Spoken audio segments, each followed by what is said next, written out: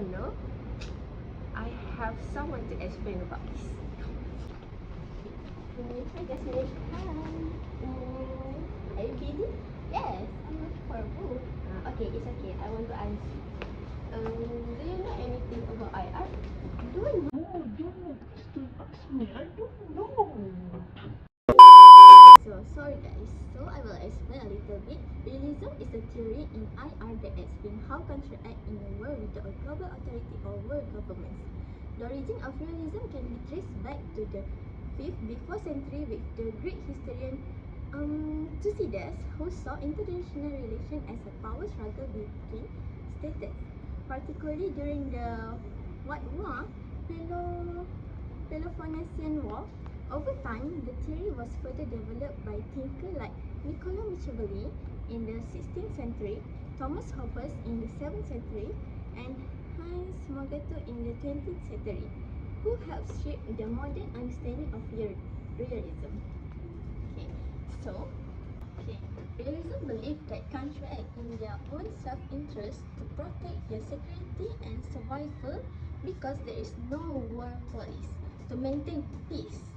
In this system, countries compete for power and alliances are formed to maintain balance and prevent any one country from becoming too dominant.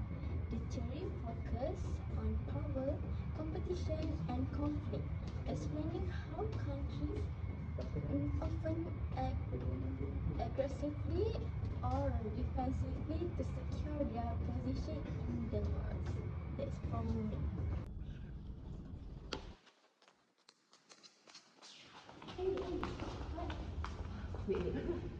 Can you tell me about the factor of realism in IR? Sure, I can. Yeah. First point, state-centric approach.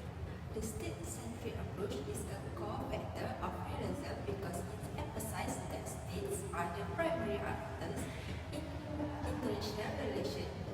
In realism, states are seen as sovereign entities that act in their own self-interest, primarily focusing on security, power, and survival in an anarchic world. Since there is no global authority to govern or enforce rules, states prioritize their sovereignty and recognition based on their national interests, often leading to competition and conflict. For example, the US-China rivalry in the South China Sea demonstrates this state-centric behavior.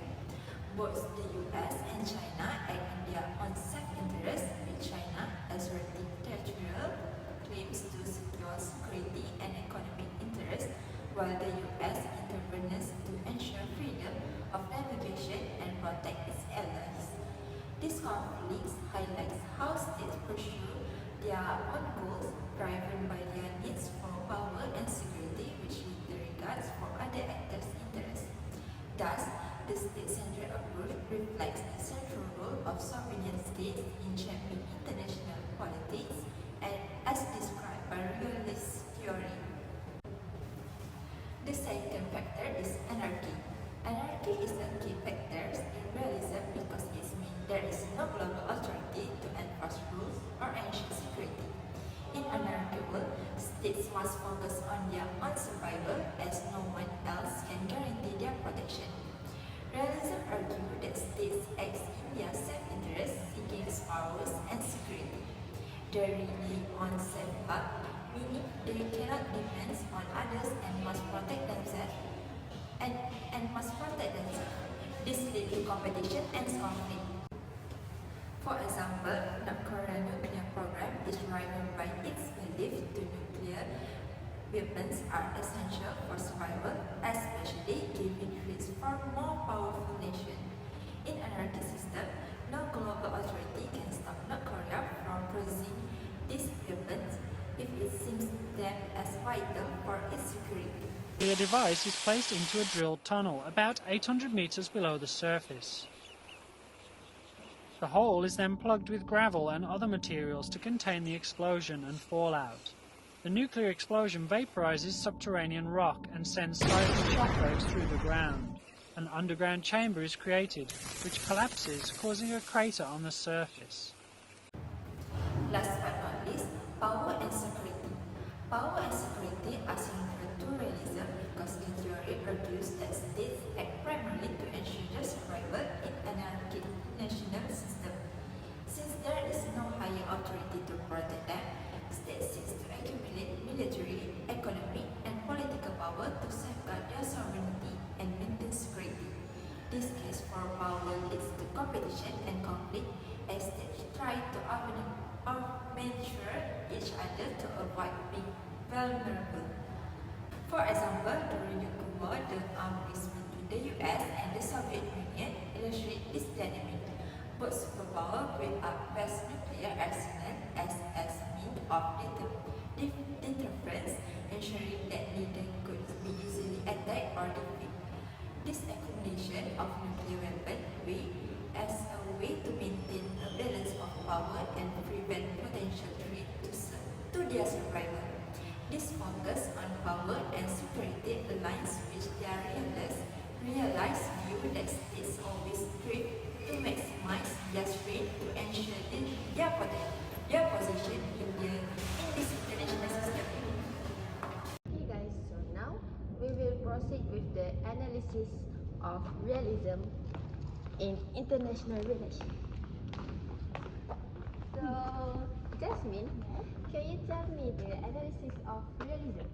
Okay, can. So, realism says that countries act in their own self-interest to protect themselves because there is no global government to help them. Okay, so countries compete for power and often form alliance to stop any one country from becoming Too strong. Realism also believes that people and country are naturally selfish, so they act aggressively or defensively to stay safe. Okay, critics of realism argues that it focuses too much on conflict and ignores change for peace and cooperation. It also doesn't consider the growing influence of companies and international organizations in global politics. So, in short, realism helps explain why countries fight for the power but doesn't like and there's don't think much about peaceful solution. Okay, that's all from me. I want to know about the impact of realism in IR. So, let's come with me. Afiq, Hi.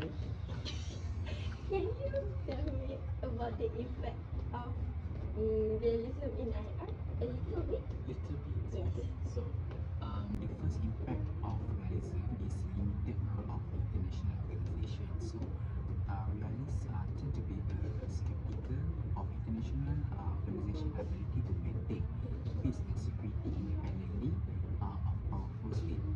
They see institutions like the UN as a tool of the most powerful state rather than as autonomous actor. Okay, this has led some states to take unilateral actions when they believe their interests at risk bypassing multilateral mechanism.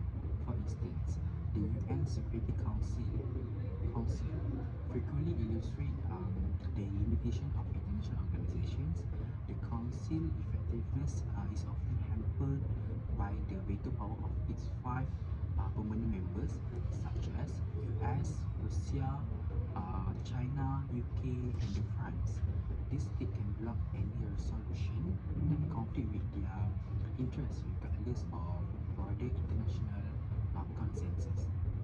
The right of veto is a significant power held by the five permanent members of the UN Security Council: the United States, the United Kingdom, France, Russia, and China.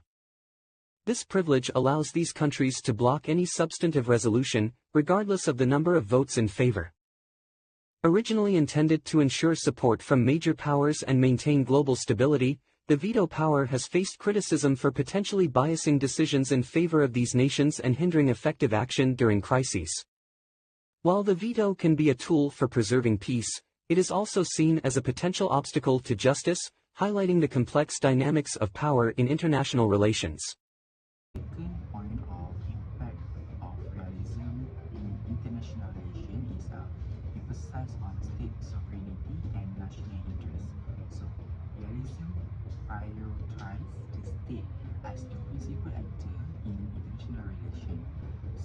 focusing on the preservation of sovereignty and the pursuit of national interest.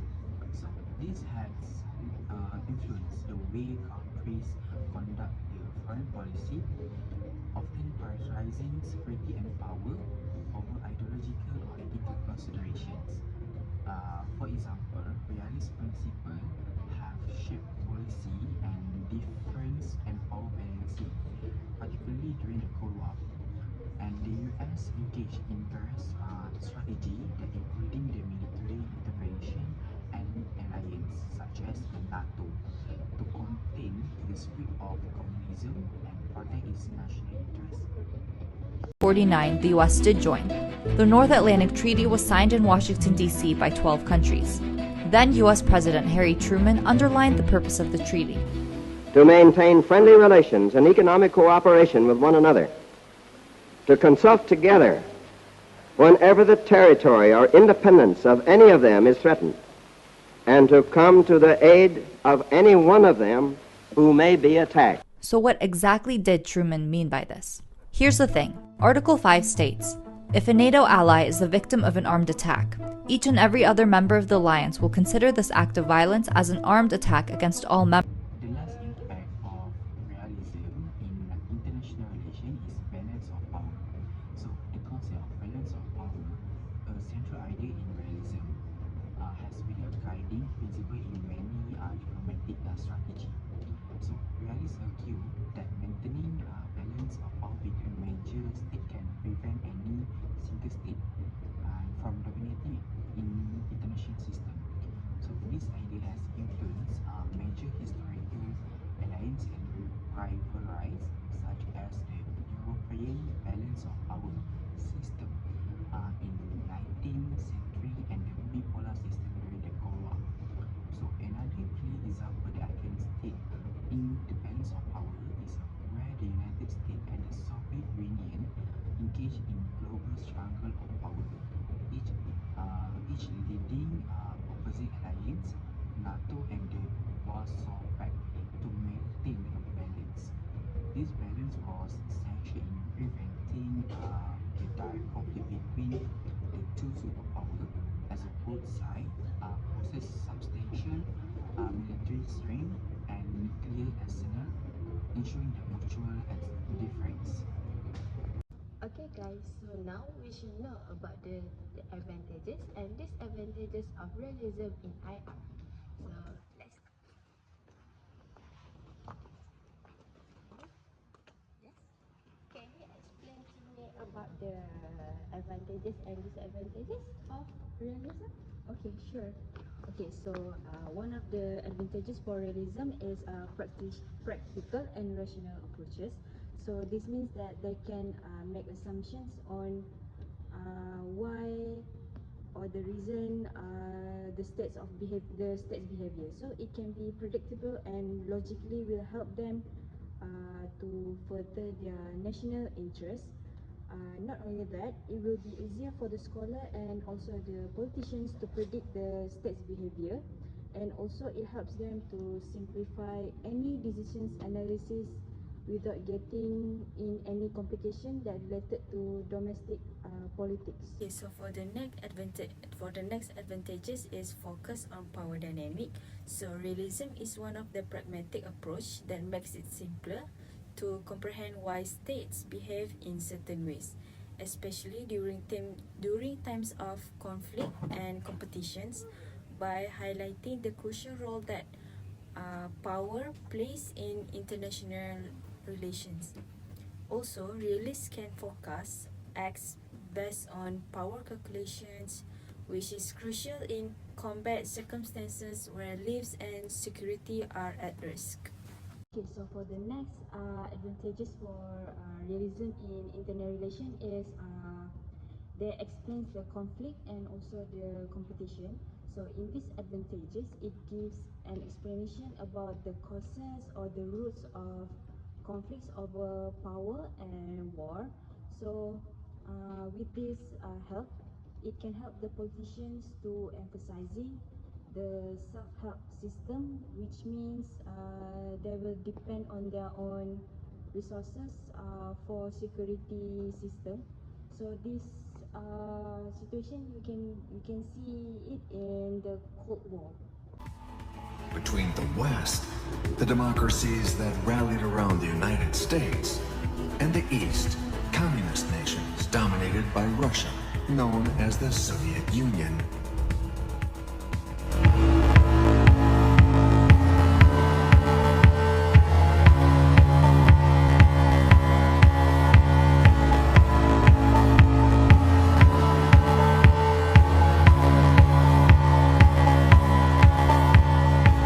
In contrast, for the disadvantages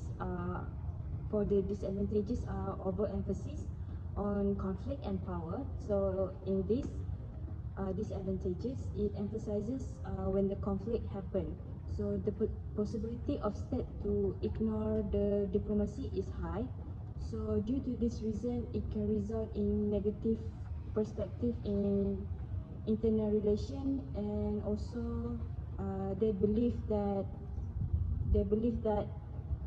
peaceful is only a temporary matter. The next disadvantages are neglect of non-state actors and global issues. Okay, so often realist has been criticized for being overly state-centric and neglecting the expanding power of non-state actors like international organizations such as the United Nations. Also, realism has been ignored international concerns that are becoming more and more crucial to world politics. Okay, so for the last point for disadvantages is the inability to predict key global event. So for this point, it tells the release. It tells that the release are getting criticized over time because they fail to predict any significant internal relation cooperatives. So in this situation, you can see it during the creation of European Union. So they also has been criticized for being out of date when the world is already become interdependent with each other. So that's all from me. Okay guys, so to conclude about realism today, I can definitely say that realism is definitely shows low moral values in the system they practice before. This is because as they can oppress by the others, or they do whatever they want as long as they get their own interest is being fulfilled. So the example can be like they will torture others, kill others, so it's definitely not good. So I think by now it is a good thing that realism is getting abolished. Bye bye guys.